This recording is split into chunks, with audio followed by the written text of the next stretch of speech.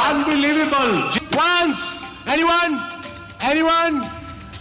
Going twice. Anyone is going twice. Anyone? It's so और जो हम मुस्तफिजुर रहमान की बात कर रहे थे, तो जो खिलाड़ी भारत की नफरत की भेंट चढ़ा, अब आप सुन लें कि पाकिस्तान ने उसको गले लगाया है और बांग्लादेश के फास्ट बॉलर मुस्तफिजुर रहमान को पाकिस्तान ने सुपर लीग का हिस्सा बना लिया है। सीजन 11 में सिलेक्शन के लिए दस्तयाब होंगे मुस्तफिजुर रहमान और मुस्तफिज 8 साल बाद पीएसएल में। लो जी, अब नया कट्टा खुल गया और मुझे लगता है कि बांग्लादेश को ना इज्जत रास नहीं आई, क्योंकि बांग्लादेश की जो इज्जत कर रहा था आईसीसी बड़े दिनों से, वो रास नहीं आई बांग्लादेश को। और बांग्लादेश ने वो कहना कि वो कहते ना भजियां च फसाया, पंजाबी च कहते ना भजदियां च फसाया, वो बांग्लादेश ने ये काम किया। यही कह रहा था कि प्लानिंग की, जैसे विकी ने बात की, सबको बैठना पड़ेगा। अब 1 साल से पूरा Pakistan including us, we knew कि middle order is slightly, Urdu में कहते हैं आसमान से गिरा खजूर में अटका। तो वो बांग्लादेशी प्लेयर जो आईपीएल से गिरे खजूर में अटके, वो सारे तो अभी पीएसएल में अटके नहीं हैं, बट जो सबसे बड़ा मार्की प्लेयर, प्रीमियम प्लेयर और लगभग पाकिस्तानी 30 करोड़ में आईपीएल में बिकने वाला मुस्तफिजुर रहीम भाई, उसको पीएसएल ने किस तरह से अपने रूल तोड़ते हुए, रेगुलेशंस तोड़ते हुए और सब बैरियर्स जो है ना तोड़ते हुए उसको पीएसएल की जोली में ला डाला है। क्या पाकिस्तान सुपर लीग की सीजन 11 और 2 टीम्स की इसके अंदर एडिशन हुई है। सबसे पहले तो यह है कि बहुत ही जबरदस्त ऑक्शन हुई थी, क्योंकि सेट बड़ा अमेजिंग था और प्रोडक्शन बहुत अच्छी थी, प्लस वसीम अकरम ने बड़ी रौनकें बहाल रखी। लेकिन एक चीज है कि कीमतें अगर हम पीकेआर में देखते हैं तो हमारे लिए तो भाई बहुत ज्यादा है, मतलब वहां पे मौजूद लोग भी कहते हैं, हमें तो फिगर्स भी नहीं पूरे ठीक से बोलने आ रहे, बट लेकिन अगर आप इसको डॉलर्स में देखते हैं, अगर आप इसको आईएनआर में देखते हैं, तो वो फिर इसमें डिफरेंस आ जाता है। लेकिन ये है कि जो भी जिस तरह से भी सिलेक्शन हुई है बहुत बेहतरीन हुई है। और तो इतनी होनी चाहिए, इससे ज़्यादा क्या ही करेंगे। और फ्रेंचाइज ऑनर्स को भी पता है कि प्रॉफिट मार्जिन इतना ज़्यादा यहाँ पे है नहीं।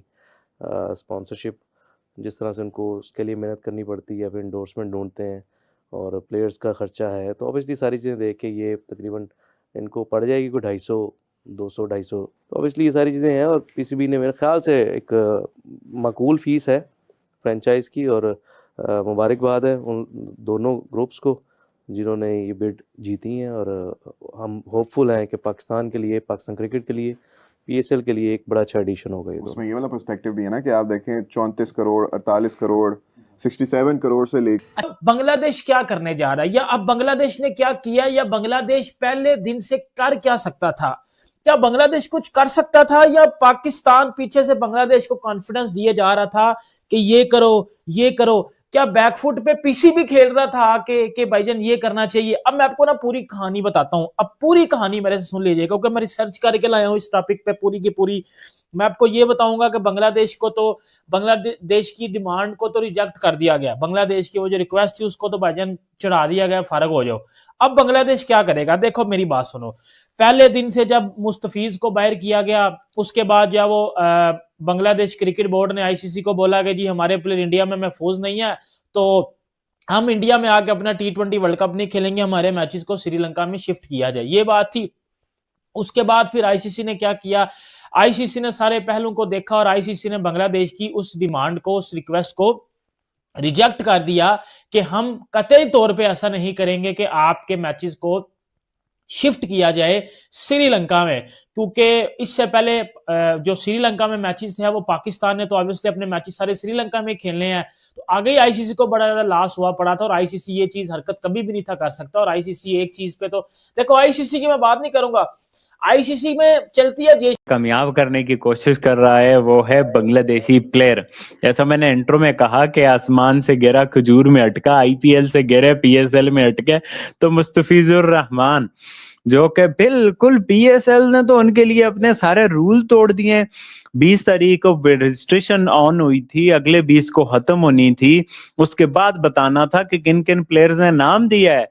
इन्होंने तो सीधा पीएसएल में डायरेक्ट साइनिंग कर दी मुस्तफिजुर रहीम की, तो पीसीबी ने भी छेड़खानी की है कि लो भाई हमने आपका प्लेयर साइन कर दिया। और इस बार उम्मीद है कि ये प्लेयर्स काफी ज्यादा बांग्लादेशी हम देखेंगे जहां पर हमें देखने को मिलेंगे। पहले भी कराची ने लिथन दास लिया था, इसको भी पहले भी पीएसएल की फ्रेंचाइजें ले चुकी हैं। पिछली बार नाहिद राणा लोगों को भी पेशावर ज़ल्मी ने लिया था, बट इस बार ऐसा लगता है ये प्लेयर ज्यादा देखने को मिलेंगे। बट अब भाई बड़ा इंटरेस्टिंग मूव, बड़ा राइवल्स वाला, वो एक दूसरे को छेड़ने वाला जो चक्कर होता है ना, वो बड़ी मजे की आज है। वो मीम चली हुई है कि आईपीएल वाले हमें बोलते होते हैं आपके पास क्वालिटी प्लेयर नहीं है, लो हमने वो प्लेयर ले लिया जिसके लिए आपकी 3 टीमें लड़ती रही हैं, कलकत्ता, चेन्नई और दिल्ली, और 30 करोड़ का प्लेयर हम पीएसएल में ले आए हैं आईपीएल में। तो पाकिस्तान में तो इस वक्त बड़ा अच्छा माहौल है वार भाई, मुस्तफीज को लेके कि भाई आओ जी, आपको हम सर आंखों पे बिठाएं और welcome Bengali players in Pakistan.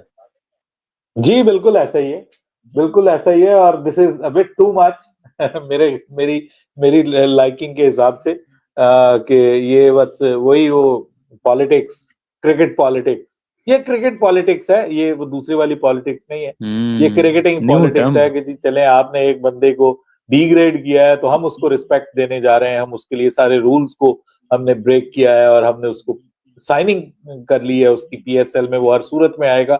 अब किस टीम में आएगा, कितने में आएगा, ऑब्वियसली वो जो वहां पे 9.5 करोड़ इंडिया का पाकिस्तान के 30 करोड़ में बिका है, तो उसको 2-4 करोड़ तो देंगे ना सर यहाँ पे आने के लिए, इससे कम तो नहीं। अच्छा दिन, एक बहुत मुस्बत दिन पाकिस्तान के लिए। पाकिस्तान सुपर लीग पाकिस्तान का एक ऐसा ब्रांड है जो कि पूरी दुनिया में पाकिस्तान के लिए बहुत नेक नामी का बायस बना, और it is so good to see कि ब्रांड रोज बरोज या हर साल हमें वाज़े तौर पे बढ़ता हुआ नजर आता है, अपनी नेटवर्थ के एतबार से, अपने टीम्स के एतबार से और सब कुछ।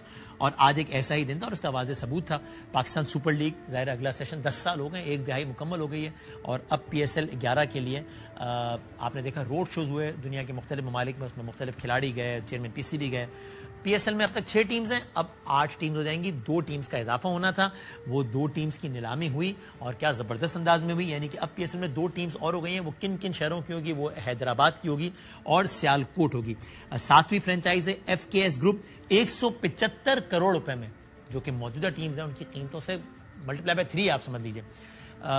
FKS ग्रुप ने 175 करोड़ रुपए में हैदराबाद की टीम खरीदी है, और OZ डेवलपर्स ने 185 करोड़ रुपए में, और ये हर साल की है ये फीस आप समझ लीजिए, 185 करोड़ रुपए में उन्होंने सियालकोट की टीम खरीदी है।